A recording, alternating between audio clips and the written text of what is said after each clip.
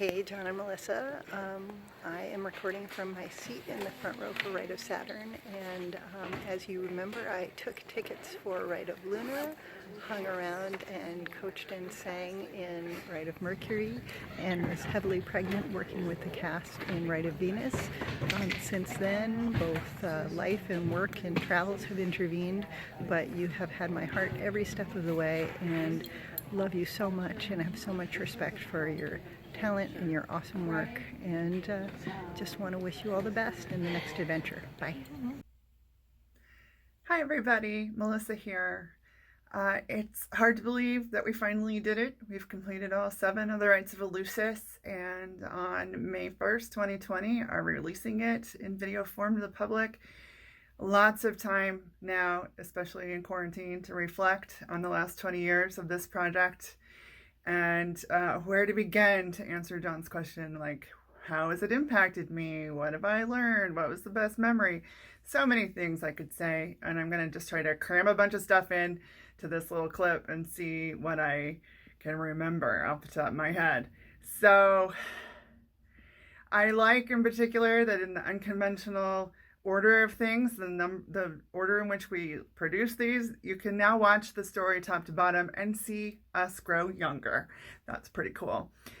We also have the pleasure in the Rite of Venus of watching Daniel and John dance a sexy tango. Pretty great memory. I really also appreciate the variety of emotions that we explored, anywhere from joyously go-go dancing in Seoul to examining varying responses to PTSD in Mars.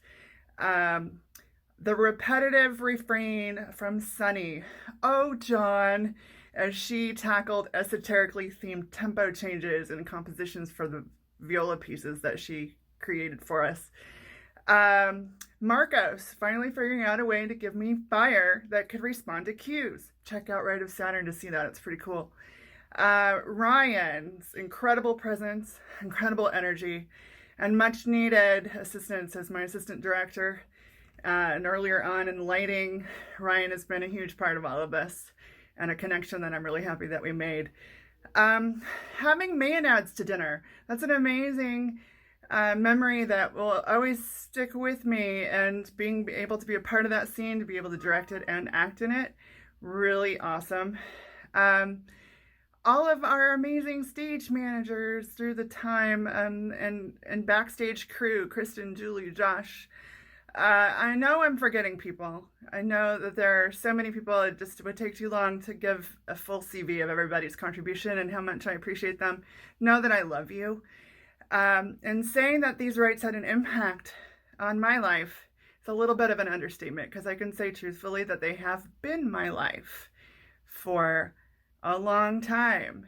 And moving on into other areas of life, I can say truthfully, though, that all the things that I've learned in the last 20 years and all the connections that I've made, they continue to inform my life, and I believe have made my life better as I continue to improve and to apply the things that I've learned.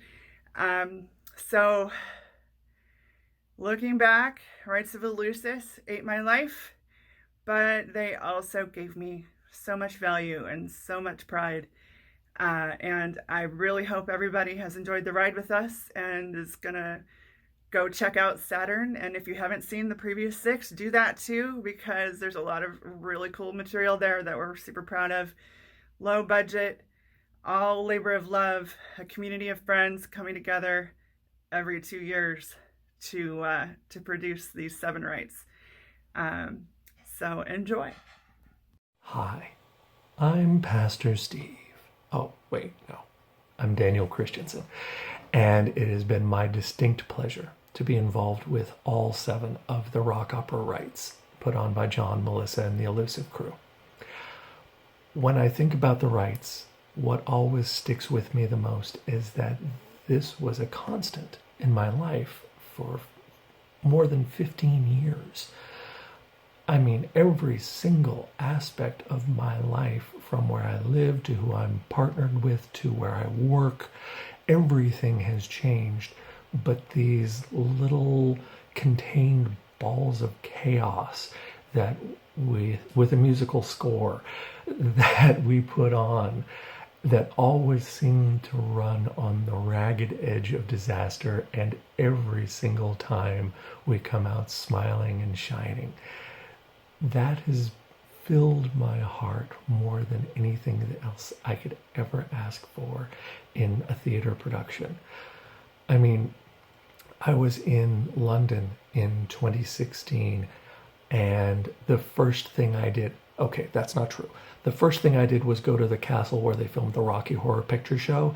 The second thing I did was go to Caxton Hall, where Aleister Crowley did these rock opera rites. Well, now they weren't even rock opera rites. They were just rites, and really weird ones too. I went to Caxton Hall just so I could see the place, just because of that connection. I'm grateful for every bit of an opportunity that I've had to play in this sandbox. I love and have fond memories of just about everyone that I've worked with. And it was something that I'll carry with me for the rest of my life. Thank you. Hi, this is David Shoemaker, and I'm here with you today to talk a little bit about my encounters with the wonderful folks at Elusive Productions, and culminating with my experience helping them out with the Rite of Saturn. So I've first came into contact with John and Melissa and a lot of the other folks in Seattle with Elusive Productions many years ago through other connections, but of course became aware of their work with the unfolding series of rites over many years, and was always impressed by the clear love and dedication and sheer talent that went into producing them, both in terms of the musical aspects of it, but the really groundbreaking theatrical approach that certainly took things to another level.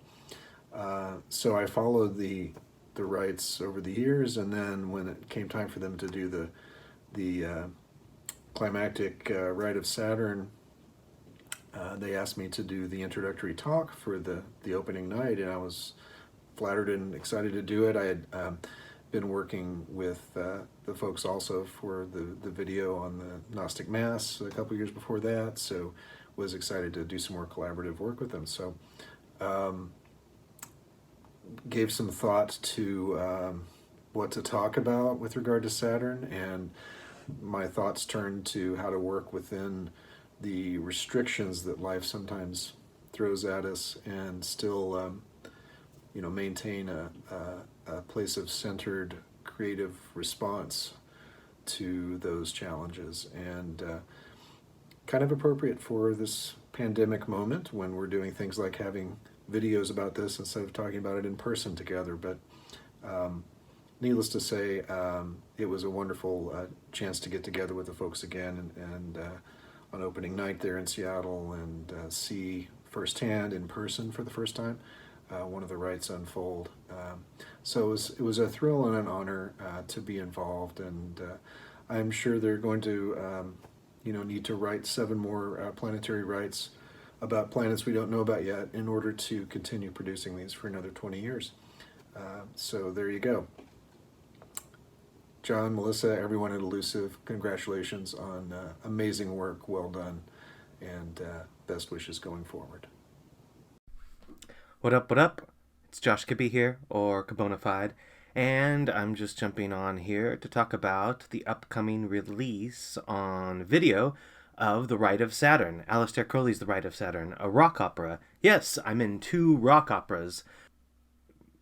My motivation for doing any theater these days is it really sort of has to be something that's bigger than myself in a way, something that drives me to get involved, and I feel like I'm contributing to the world in a greater aspect than just putting a play on. Don't get me wrong, that's actually amazing and just valid right on its own. But after a lifetime of theater and acting, etc., acting and performing and music, in order for me to commit to the rehearsal time and the memorizing, it usually just needs to be something that gets me going more than just, hey, it's a play. So I knew someone in Javara in the that was in the one right before I performed in the Rite of Mars, and it was at Hugo House, R.I.P. Hugo House, and it was just amazing. I was blown away. So I literally said to myself, I need to be a part of that, whatever's going on there. So I made sure they were produced in general about a couple years apart, and so the next one was going to be Rite of Jupiter, and so I auditioned for it, and I got in. I was a clown, and it was just an amazing process, an amazing thing to be a part of, and then so I had to be a part of the next one. What these things are to me, these productions, are really a culmination of, for me, of my life's work. They're putting everything together and wrapping it in with a tight bow. And basically, this is Josh Kibbe. Even the supporting roles that I participated in don't feel supporting. They were big deals to me, and so I put a link down below if you're watching this on YouTube or any other social media to order it. This may be a bit of a rambly dedication, but these things mean so much to me, and the work that everyone else put in around me, which is so much more than I did for these, all the pre-work and the writing the music and the forming of the vision, are really inspiring to me, and it's a real true aspect of my legacy that can't be taken away, and I'm really proud of that. So thanks, John, thanks, Melissa, thanks, Bob, the filmmaker, the film versions, and everyone else who not only did the ones that I did, I helped get it over the finish line, but all the people that participated in the ones prior to make it up to the Mars where I saw. All the people that did Mars, that just blew me away. So, if you want amazing theater, amazing original rock music, amazing poetry, it's just, you should check it out. There should be a link at the bottom of this if you're seeing it on various video channels. And that's about it. Cheers. Signing off, Kabonafide, Josh Kibbe. See you next time. I mean, it is literally etched on my flesh for the rest of my life.